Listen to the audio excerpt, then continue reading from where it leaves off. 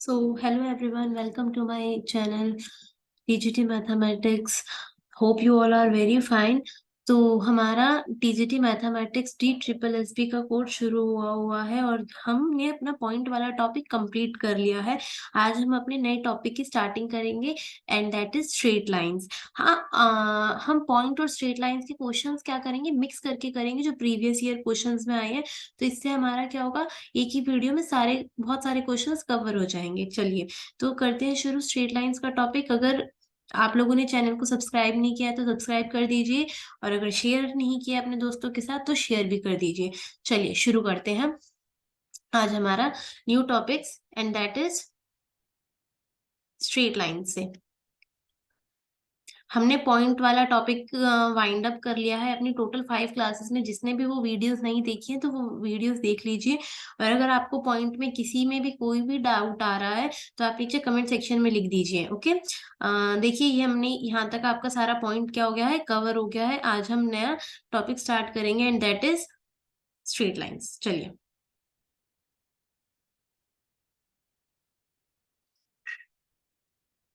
देखिए straight lines शुरू करते हैं। सबसे पहले हम स्ट्रेट लाइंस में किसके बारे में पढ़ेंगे, सबसे पहले हम स्लोप के बारे में पढ़ेंगे। ये स्लोप क्या होता है, ये हमारी वाई एक्सिस है, ये हमारी एक्स एक्सिस है। अगर मैं यहाँ से क्या करूं, आपकी कोई लाइन खींच दूं, तो सपोज करो यहाँ पे कोई पॉइंट है आपका 0 x1, 0 माइनस का x1, 0, और यहाँ पे सपोज करिए कोई पॉइंट है आपका x1, y1। जब मैंने क्या किया, मैंने दोनों लाइंस के पॉइंट्स को टच किया, दोनों कोऑर्डिनेट्स को टच किया, तो आपके पास एक लाइन दिखिए आपको। तो ये जो एंटी क्लॉक में एक्स एक्सिस के साथ डायरेक्ट एंगल बनाती है, उसी को हम क्या कहते हैं, स्लोप कहते हैं। समझ आ गया स्लोप क्या होता है। जो इसने एंगल बनाया है एंटी क्लॉकवाइज में किसके साथ, एक्स एक्सिस के साथ, उसी को हम क्या कहते हैं, स्लोप कहते हैं। और इसको हम डिनोट करते हैं किससे, थीटा से। और इसी को क्या बोलते हैं, इस लाइन को ही हम क्या बोलते हैं, यही आपका किसके इक्वल है, स्लोप हम डिनोट करते हैं किससे, एम से। M is equals to tan theta. और अगर आपको दो कोऑर्डिनेट्स दिए हुए हैं, जैसे स्लाइड में दो कोऑर्डिनेट्स दिए हुए हैं, तो उसी को ही हम क्या बोलते हैं, y2 - y1 अपॉन में x2 - x1। ये आपको शायद थोड़ा बहुत ध्यान भी होगा, y2 - y1 अपॉन में x2 - x1। अगर थीटा जीरो है, अगर थीटा जीरो है मतलब क्या, थीटा जीरो का मतलब यह है कि वो एक्स एक्सिस के साथ तो कोई एंगल ही नहीं बना रहा है। तो अगर वो एक्स एक्सिस के साथ कोई एंगल नहीं बना रहा तो उस टाइम पे हमारा क्या हो जाएगा, slope m is equals to tan zero. और टेन जीरो क्या होता है आपका, जीरो, तो मतलब कोई स्लोप ही नहीं बनाएगा। अगला, थीटा इज इक्वल्स टू अगर 90 हो जाता है, 90 किस केस में होगा, अगर आपकी जो लाइन है वो एक्स एक्सिस के साथ कैसे डायरेक्शन बना रही है, परपेंडिकुलर। तो यहाँ पे क्या हो गया, थीटा 90। तो इस टाइम पे आपका एम क्या होगा, m is equals to tan theta. और टेन 90 क्या होता है आपका, अनडिफाइंड इंफिनिटी। तो एम क्या हो जाएगा इस केस में आपका, इंफिनिटी हो जाएगा। अगला देखिए केस, थर्ड केस, अगर वो इक्वल एंगल बना रही है, जो आपकी लाइन है वो इक्वल एंगल बना रही है with, line is making equal angle with both axis. अगर लाइन जो है आपकी इक्वल एंगल बना रही दोनों एक्सिस के साथ, तो उस टाइम पे आपका जो एम होगा वो क्या होगा, +-1। आगे देखिए,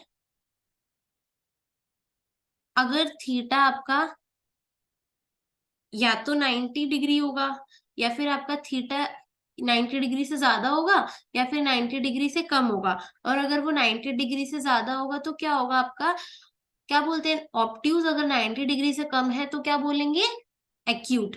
अगर थीटा आपका क्या है, एक्यूट एंगल है, या फिर थीटा आपका ऑब्ट्यूज एंगल है।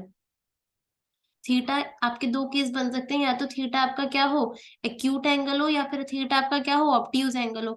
अगर थीटा एक्यूट एंगल है तो क्या होगा, उस टाइम पे जो एम होगा आपका, एम जो होगा वो आपका 0 से बड़ा होगा। क्यों? पुट करके देख लो ना, 90 से कम वाली वैल्यूज क्या आएंगी, सारी प्लस में आएंगी। लेकिन अगर थीटा ऑब्ट्यूज होगा तो एम जो होगा वो आपका 0 से छोटा होगा, मतलब नेगेटिव वैल्यूज आएंगी। समझ आया इतना? तो अब हम क्या करते हैं, ये आपका स्लोप का था, अब हम एक क्वेश्चन देख लेते हैं। हाँ, क्वेश्चन दे देते हैं हम आपको कि एक जो लाइन है वो आपका 60 डिग्री एंगल बना रही है। A line makes 60-degree angle with y axis। तो हमें बोल रहा है कि बताओ स्लोप क्या होगा। Find slope. देखिए, हम देख लेते हैं हमारी लाइन क्या है, कुछ इस तरीके से होगी, 60 डिग्री एंगल बना रही है। तो किसके साथ, वाई एक्सिस के साथ ना। तो इसे हम यहाँ पे मान लेते हैं। ये वाला एंगल देखिए कितना होगा, 60। तो एम क्या होता है, m is equals to 10 theta. तो यहाँ पे हम थीटा क्या 60 डिग्री लेंगे, टेल मी। नहीं, 60 डिग्री तो नहीं लेंगे। क्यों नहीं लेंगे? क्योंकि हमने क्या पढ़ा कि जो एंगल बनना चाहिए वो किसके साथ बनना चाहिए, एक्स एक्सिस के साथ। तो ये वाला एंगल भी तो आपका काउंट होगा, होगा ना।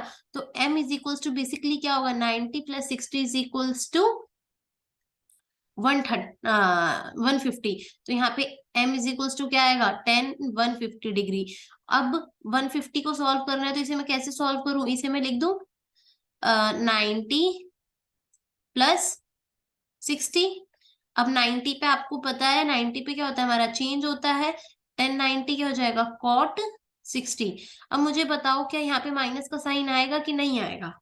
देखो, थोड़ा सा साइन के बारे में भी देख लो, ये 0 से 90 होता है और ये 90 से 180 होता है। तो हमारा 150 कहाँ पे लाई करेगा, इस वाले क्वाड्रेंट में, सेकंड क्वाड्रेंट में लाई करेगा। तो फर्स्ट में तो सारे पॉजिटिव होते हैं। थोड़ा सा अगर ध्यान हो तो ऐड शुगर टू कॉफी, ये हमने पढ़ा है। इसका मतलब क्या है, देखो, एड शुगर टू कॉफी, इसका मतलब है इसमें सारे ट्रिग्नोमेट्रिक रेशियोज पॉजिटिव होंगे। इसमें क्या होंगे, सिर्फ साइन, साइन और कॉसेक, साइन का अपोजिट होता है कॉसेक। इसमें क्या होगा, सिर्फ टेन और कॉट वाला पॉजिटिव होगा। इसमें क्या होगा, कॉस और सेक वाला पॉजिटिव होगा। लेकिन अब हमारा ये कहाँ पड़ रहा है, 150 सेकंड क्वाड्रेंट में। तो सेकंड में तो नहीं होगा ना पॉजिटिव, क्यों, उसमें क्योंकि आपका साइन पॉजिटिव होगा। इतना समझ आया? तो कुछ नहीं करना, आप कॉट 60 की वैल्यू डालना और आपका क्या आ जाएगा, आंसर आ जाएगा। क्या होती है कॉट 60 की वैल्यू आपके पास, 1/√3। तो आपका क्या आ जाएगा आंसर, 1/√3। तो m क्या हो गया आपका, माइनस का 1/√3। इतना आई थिंक आप लोगों को क्लियर हो गया होगा। चलिए आगे बढ़ते हैं। अब देखते हैं स्लोप में ही अलग अलग फॉर्म में। सी,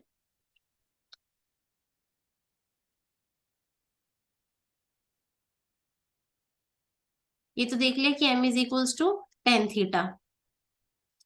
दूसरा, अगर आपको दो कोऑर्डिनेट्स दे रखे हैं, यहाँ पे आपको दे दिया x1 y1, यहाँ पे आपको दे दिया x2 y2। तब अगर आपसे पूछेगा कि बताओ स्लोप क्या होगा, तो m क्या होता है, y2 माइनस y1 अपॉन में x2 माइनस x1। तो यहाँ पे आप क्या निकाल लोगे, y2 माइनस y1 अपॉन में x2 माइनस x1।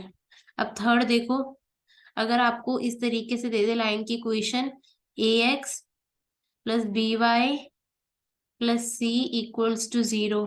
तो m क्या होगा, अब इस वाली लाइन में m is equals to minus a/b। I think इतना आपको समझ आ गया होगा, m is equals to minus a/b। चलिए देखिए,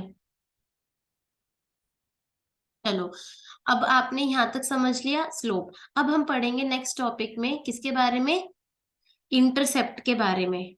अगला टॉपिक हम शुरू करते हैं, दैट इज योर इंटरसेप्ट। अभी इंटरसेप्ट क्या होता है, इंटरसेप्ट का सीधा सीधा मतलब है कि वो ओरिजिन से कितनी दूरी पे है, ठीक है। जैसे आपका एक मैं इस तरीके से डायग्राम बना देती हूँ।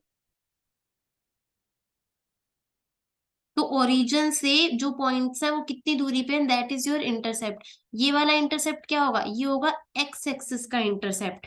ये वाला इंटरसेप्ट क्या होगा, ये होगा आपका वाई एक्सिस का इंटरसेप्ट। तो रीजन से ये आपकी कितनी दूरी पे है, इसे हम मान लेते हैं ये ए दूरी पे है, और ये आपकी कितनी दूरी पे है, ये आपका बी दूरी पे है।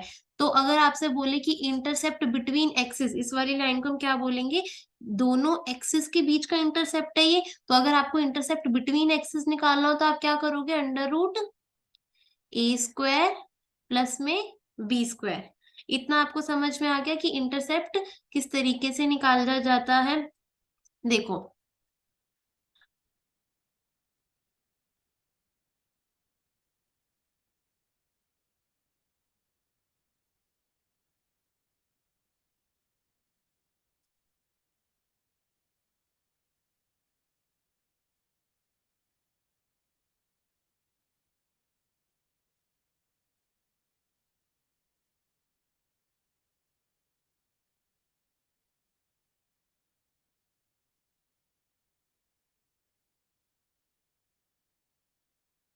सी, ये अब आपको इंटरसेप्ट का समझा रही हूँ मैं आपको। ये देखिए कि अगर आपकी यहाँ पे है लाइन, तो ये इंटरसेप्ट क्या है आपका, पॉजिटिव में है, तो यहाँ पे जो ए है वो किससे बड़ा है, वो जीरो से बड़ा है। तो मैं इसमें क्या लिख सकती हूँ कि जो ए है वो किससे बड़ा है, जीरो से बड़ा है, और बी इंटरसेप्ट भी आपका किससे बड़ा है, जीरो से बड़ा है। लेकिन अगर मैं ये वाली लाइन की बात करूं, तो इसमें जो ये ए, दिस इज ए इंटरसेप्ट, तो ए क्या है आपका, जीरो से बड़ा है कि छोटा है, इसमें आपका ए इंटरसेप्ट जीरो से छोटा है, बी क्या है, जीरो से छोटा है।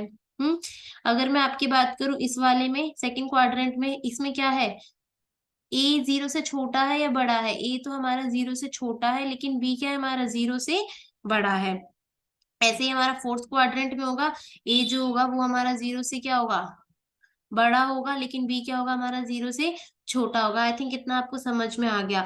अगर मैं आप लोगों को एक क्वेश्चन दे दूं, मैं आपको क्वेश्चन क्या दे दूं, मैं आपको बोलूं कि जो ए जो है ना वो तो जीरो से बड़ा है, लेकिन बी जो है वो जीरो के इक्वल है, इसका मतलब कैसे होगा, वो लाइन कैसे बनेगी आपकी, देखिए ए तो हमारा जीरो से बड़ा, मतलब यहाँ पे आएगा कहीं, बी जो है वो जीरो के इक्वल है, मतलब बी तो एग्जिस्ट ही नहीं कर रहा, तो इंटरसेप्ट कैसे बनेगा, ऐसे बन जाएगा, जीरो से बड़ा है।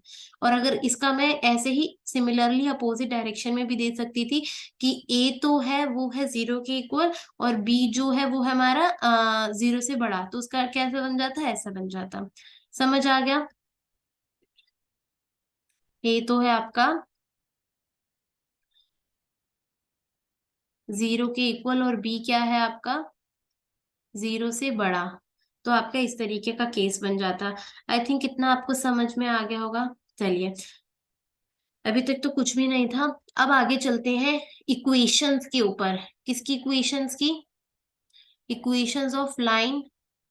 अब हम लाइन की, स्ट्रेट लाइन की इक्वेशंस पढ़ेंगे अलग अलग फॉर्म्स में, ठीक है, equations of lines in different different forms. सबसे पहले देखते हैं हम, सबसे पहले हमारी जनरल फॉर्म। सबसे पहले कौन सी फॉर्म आएगी आपकी, अरे सबसे पहले आएगी आपकी जनरल फॉर्म। अब ये जनरल फॉर्म कैसे लिखते हैं, सी, जनरल फॉर्म आपकी क्या होती है लाइन की, a x plus b y plus c equal to zero. इसमें कोई प्रॉब्लम है, नहीं है। ये आपके आपकी अगर मैं बोल दूं कि ए जीरो है, ए जीरो है, इसका मतलब क्या है, ये एक्स एक्सिस का इंटरसेप्ट जीरो है, तो इसका मतलब लाइन कैसी होगी, अगर ए जीरो है तो जो लाइन होगी वो कैसे होगी, ऐसे। लाइन क्या हो गई, ए जब जीरो है तो इसका मतलब लाइन क्या है आपकी, पैरेलल है, किसके पैरेलल है, एक्स एक्सिस के पैरेलल है, इंपॉर्टेंट है भाई ये, ठीक है। और इसकी इक्वेशन कैसे बनेगी, इसकी इक्वेशन बन जाएगी हमारी b y plus c equals to zero. अगर आपका बोल दे वो बी जीरो है, बी जीरो का मतलब क्या होगा, वाई इंटरसेप्ट जीरो है, तो इसका मतलब लाइन पैरेलल होगी किसके, वाई एक्सिस के। इसमें कंफ्यूजन होती है, इसलिए ही मैं बता रही हूँ आपको। अगर बी आपका जीरो है, लाइन किसके पैरेलल होगी, वाई एक्सिस के पैरेलल होगी, तो इसमें क्या हो जाएगा, a x plus c equals to zero. अगर मैं बोल दूं कि सी जीरो है, सी का मतलब क्या है आपका, कि जो लाइन है वो कहाँ से पास कर रही है इस वाले केस में, ओरिजिन से पास कर रही है। कैसे पास कर रही है, सी, ऐसे, line pass through, line pass through origin. समझ में आ गया इतना? इक्वेशन कैसे बनेगी हमारी? इक्वेशन बन जाएगी हमारी a x is equals to minus b y. हम्म, समझ में आ गया? क्वेश्चन किस तरीके से आता है इसका देखिए। इसका क्वेश्चन आता है हमारे पास कि ना हमें ना एक जनरल इक्वेशन दे दी। सपोज करो इक्वेशन हमें बोल दी कि ना 5b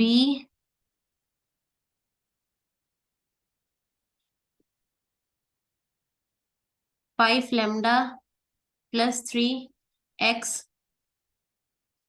plus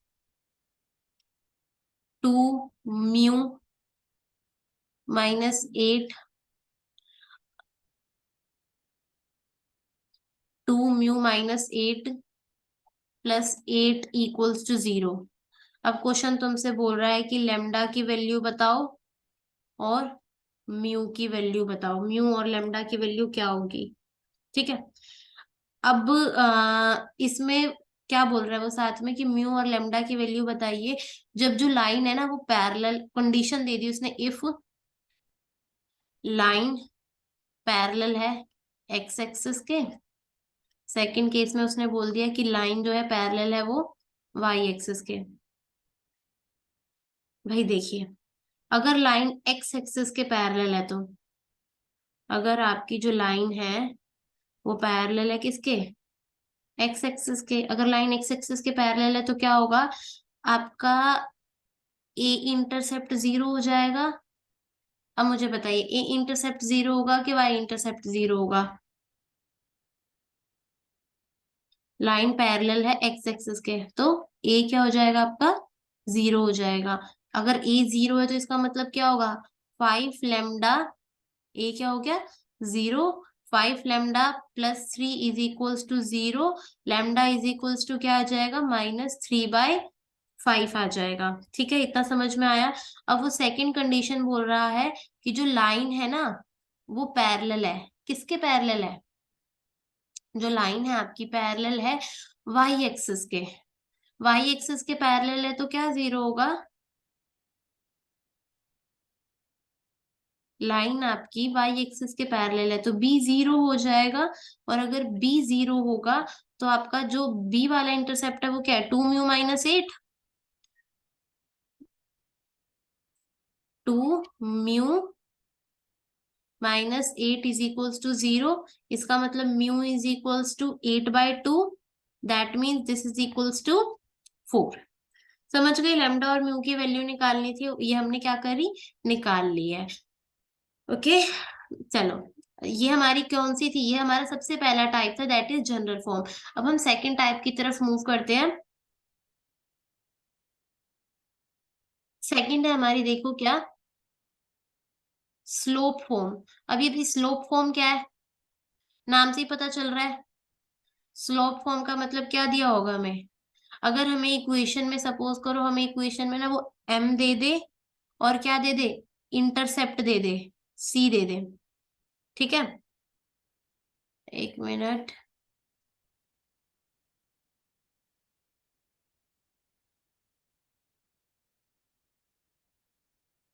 intercept on y axis.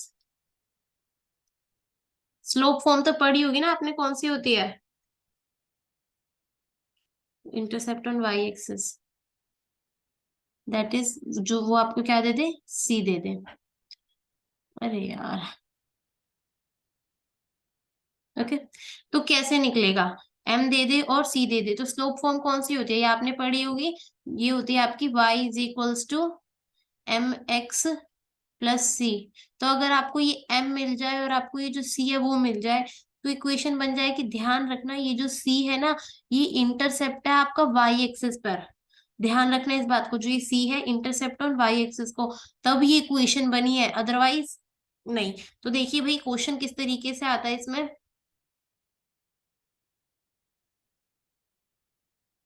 Question है आपका, वो कह रहा है कि फाइंड करो फाइंड करिए equation of line, find equation of line if, find equation of line if theta is equals to 30 degree and intercept, intercept on y axis is 4, okay, unit. Okay, तो देखिए इक्वेशन बतानी है हमें line की, theta दे रखा है तो theta हमें दे रखा है, तो हम यहाँ से क्या कर सकते हैं, यहाँ से हम m की वैल्यू निकाल सकते हैं। m क्या होगा आपका टेन थीटा, यहाँ से आपका क्या हो जाएगा ये 10 30। अब आपका m 10 30 हुआ, आपको पता है 10 30 की वैल्यू कितनी होती है, क्या होती है आपकी 10 30 की वैल्यू बताइए, ये हो जाएगी आपकी, अरे यार एक सेकेंड,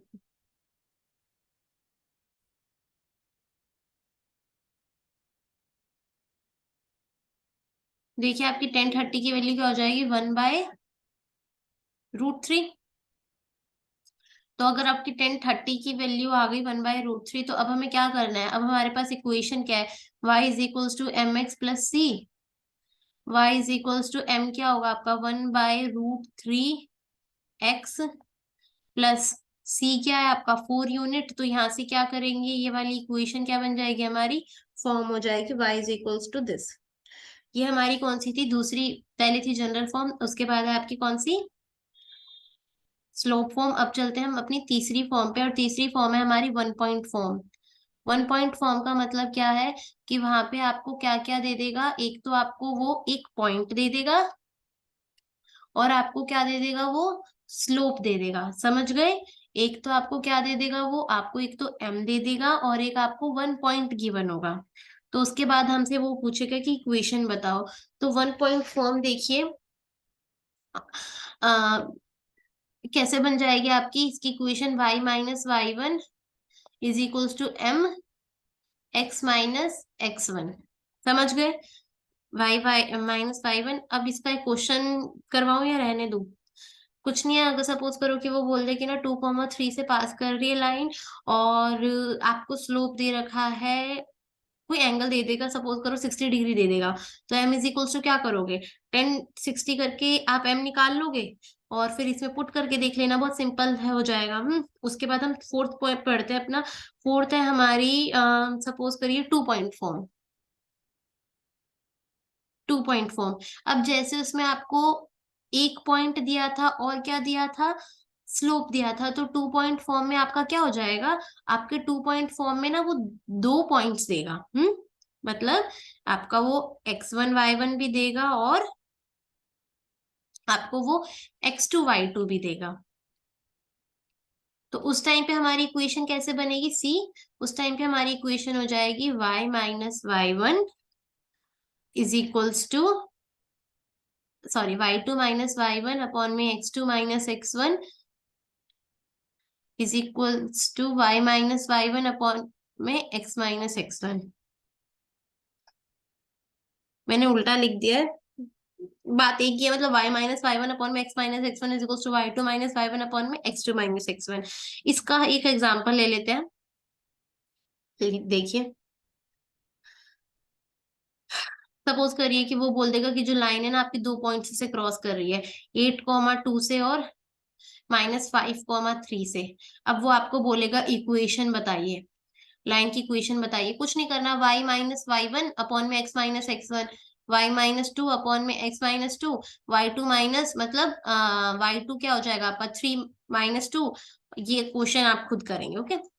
चलो, इसके बाद हम नेक्स्ट फॉर्म पे चलते हैं, हमारी कौन कितनी फॉर्म हो गई है, 4 हो गई है ना, 4 हो गई है। देखिए नेक्स्ट पे चलते हैं हम, नेक्स्ट क्या है हमारी, इंटरसेप्ट फॉर्म, इंटरसेप्ट फॉर्म। अब ये इंटरसेप्ट फॉर्म क्या होती है, इसमें आपको इंटरसेप्ट्स दिए होंगे, सिंपल। इंटरसेप्ट्स क्या होते हैं, जो एक्स एक्सिस पे ओरिजिन से कितनी दूरी पे, दैट इज योर इंटरसेप्ट। तो यहाँ पे आपका क्या हो जाएगा, एक्स अपॉन में ए प्लस वाई अपॉन में बी इज इक्वल्स टू 1। ए क्या है आपका, एक्स एक्सिस का इंटरसेप्ट है, बी क्या है आपका, वाई एक्सिस का इंटरसेप्ट है। समझ गए, ए एक्स अपॉन में ए प्लस वाई अपॉन में b is equals to 1। Okay, इसका एक क्वेश्चन कर लेते हैं। सी, आपके पास सपोज करो एक क्वेश्चन दे दे, वो 2,0 है, 0,2 है, और आपके पास है 0,0। वो क्या क्या पूछ सकता है इससे। ध्यान रखना, ए जो है आपका क्या है, एक्स एक्सिस का इंटरसेप्ट है, बी क्या है, वाई एक्सिस का इंटरसेप्ट है। अगर मैं इसे बनाऊंगी तो कैसे बनेगा ये, 2,0 यहाँ पे कहीं बनेगा, 0,2 कहीं यहाँ पे बनेगा, और 0,0 ओरिजिन पे बनेगा।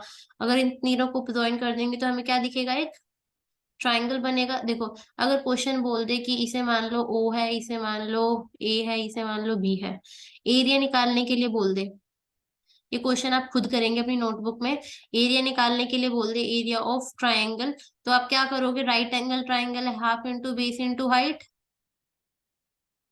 अगर वो आपसे बोल दे कि बताइए भाई इंटरसेप्ट क्या होंगे, तो इसके इंटरसेप्ट क्या है, ए इज इक्वल्स टू और b is equals to 2। Question बोल दे कि इक्वेशन बनाओ इसकी, इक्वेशन कैसे बनाएंगे आप, एक्स अपॉन में 2 प्लस वाई अपॉन में 2 इज इक्वल्स टू 1। सिंपल है।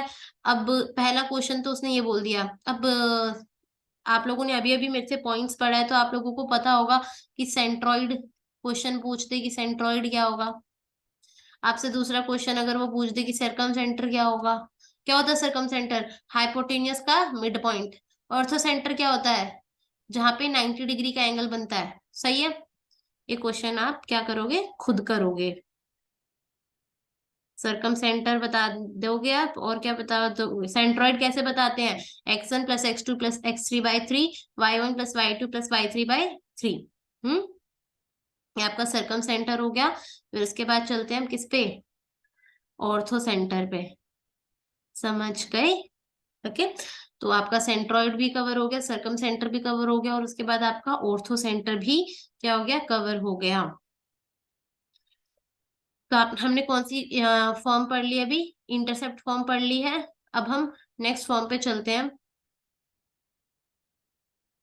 इससे पहले ना एक कंडीशन लिख लो, या फिर नोट डाल के लिख लो। सपोज करो क्वेश्चन में बोल दे कि आपको दो लाइंस गिवन है, when two lines are given,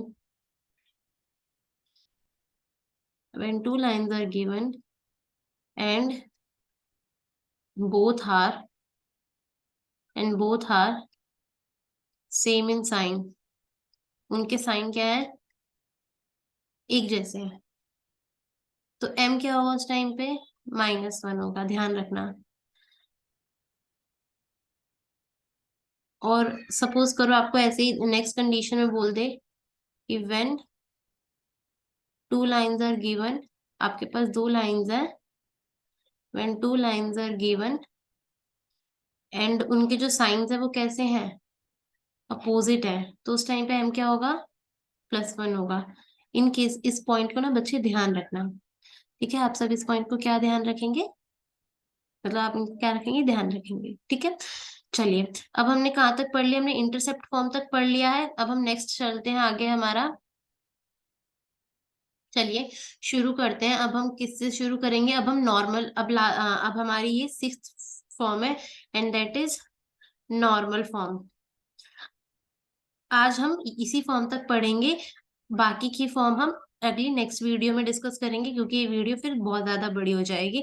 देखिए, नॉर्मल फॉर्म क्या होती है, ये आपके पास क्या है, सपोज करो यहाँ से आपकी एक लाइन, ये आपकी क्या एक लाइन है, इस लाइन की इक्वेशन आपको, इस वाली लाइन की इक्वेशन आपको निकालनी है। ये वाली जो लाइन है वो ओरिजिन से, यहाँ से अगर मैं एक डिस्टेंस बनाऊं, इससे ये आपकी परपेंडिकुलर डिस्टेंस की दूरी पे है।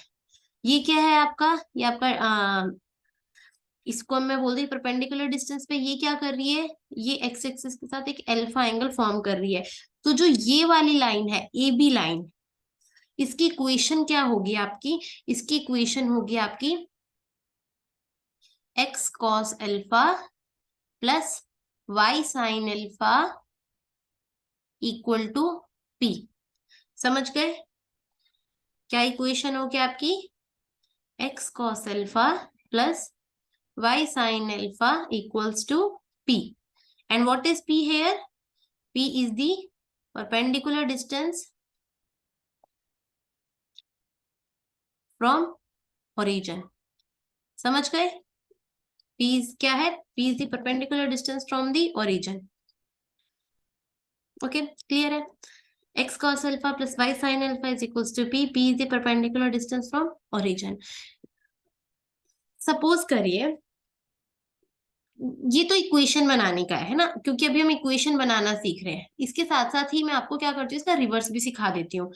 अगर क्वेश्चन में क्या करे वो ना, आपको सपोज करो अल्फा दे दे। हम्म, अल्फा दे दिया उसने, और वो आपको इक्वेशन ही दे दे। समझ रहे हो क्या बोल रही हूँ मैं? अल्फा भी ना दे आपको, वो आपको ना इक्वेशन ही दे दे, मतलब वो आपको क्या दे दे, इस तरीके से ना कोई इक्वेशन दे दे। ये वाली इक्वेशन आपको गिवन है, x cos alpha plus y sine alpha equals to p. ये चीज ना आपको गिवन है।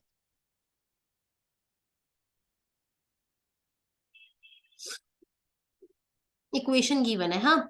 और वो आपसे बोले कि बताओ पी क्या होगा, और आपको बताइए अल्फा क्या होगा।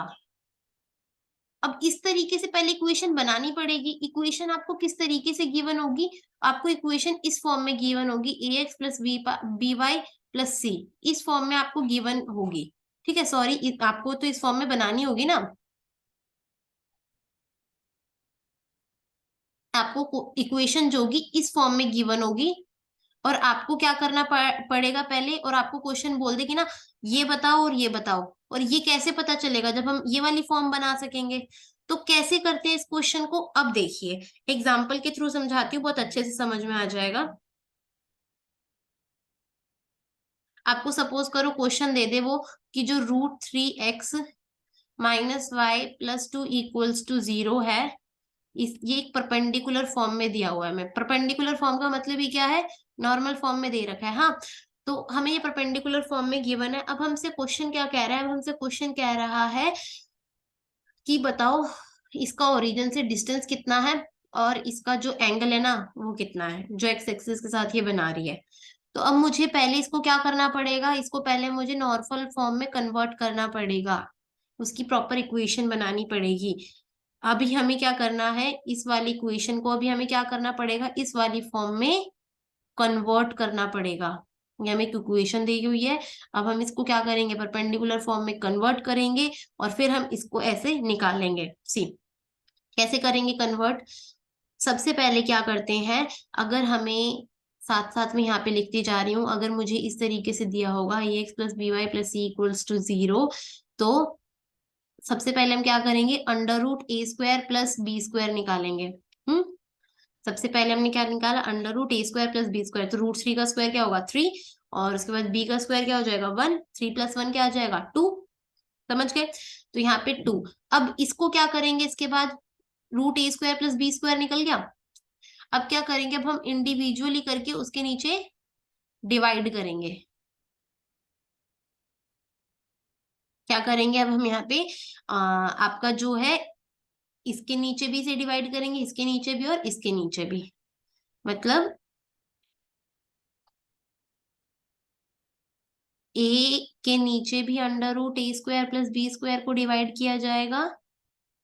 फिर उसके बाद आपका बी के नीचे भी किया जाएगा, और उसके बाद आपका ये सी के नीचे भी किया जाएगा। समझे? चलो,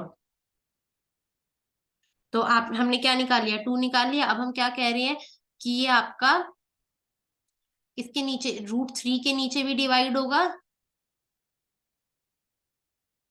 √3 के नीचे भी 2 डिवाइड होगा, -1/2 के नीचे भी डिवाइड होगा ये y। और आपका फिर वो किसके नीचे डिवाइड होगा, √3 अपॉन क्या है आपका, +2/2। Plus 2/2 equal to 0। तो हमारी इक्वेशन देखिए क्या बनी अब। इक्वेशन क्या होती है, ए कॉस नॉर्मल फॉर्म में a cos alpha x cos alpha plus y sine alpha is equals to p. तो √3/2 x plus y sine alpha is equals to p, that means -1। तो अगर मैं ध्यान से देखूं, अगर कंपेयर करूं नॉर्मल फॉर्म के साथ, तो कॉस अल्फा क्या आ जाएगा, √3/2।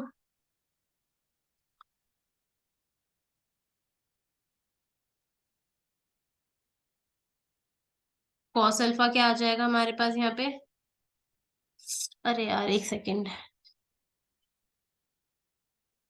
√3/2। इधर से हमारे पास साइन अल्फा क्या आ जाएगा, -1/2। और p क्या आ जाएगा, -1। अब मेरी बात को ध्यान से सुनो, p -1 नहीं हो सकता। क्यों नहीं हो सकता, क्योंकि इसकी दूरी यहाँ से ली जाती है, तो p आपको क्या करना पड़ेगा, प्लस में कन्वर्ट करना पड़ेगा। तो ये आपका क्या हो जाएगा, इसको अगर प्लस में करेंगे, हम माइनस, यहाँ पे प्लस का साइन, यहाँ पे प्लस का साइन और यहाँ पे माइनस का साइन, तो यहाँ पे माइनस का, यहाँ पे प्लस का और यहाँ पे प्लस का। तो यहाँ पे कॉस अल्फा क्या आ गया, यहाँ से अल्फा निकाल लेंगे ना हम, ठीक है। तो यहाँ से हमारा अल्फा क्या आ जाएगा, जब आप इसे सॉल्व करेंगे sine alpha is equals to 1/2 या फिर कॉस अल्फा से, तो यहाँ पे जो आपकी अल्फा की वैल्यू आएगी वो आएगी आपकी 150 डिग्री। ठीक है, आप इसे सॉल्व भी कर सकते हैं। तो यहाँ पे अल्फा की वैल्यू क्या आ जाएगी, 150 डिग्री आ जाएगी। समझ गए या अभी भी नहीं समझे। तो अगर आपसे कुछ इस तरीके से बोल दे, तो ये क्या है, नॉर्मल फॉर्म है। नॉर्मल फॉर्म तो आपने 12th में भी पढ़ी है, एक्स कॉस अल्फा प्लस, लेकिन अगर वो आपको नॉर्मल फॉर्म में कन्वर्ट करने के लिए बोले, आपको सिंपल फॉर्म दे और अगर वो आपको कहे कि इसको ना नॉर्मल फॉर्म में कन्वर्ट करो और फिर बताओ कि पी और अल्फा क्या होंगे, तो आप इस तरीके से करेंगे। तो समझ गए आज हमने क्या किया, आज हमने स्ट्रेट लाइन के बारे में पढ़ा और सारी इक्वेशन, सारी तो नहीं बट कुछ हमने क्या पढ़ी है, फॉर्म्स के बारे में डिस्कस किया है। अब कुछ फॉर्म हमारी बाकी है, वो अब हम अपनी नेक्स्ट वीडियो में देखेंगे। और अगर आपको चैनल पे जो ये वीडियोस आ रही है, अगर ये समझ में आ रही है और अच्छी लग रही है, तो प्लीज लाइक शेयर करिए, सब्सक्राइब करिए चैनल को। तो आपसे मिलते हैं नेक्स्ट वीडियो में। Thank you and have a nice day.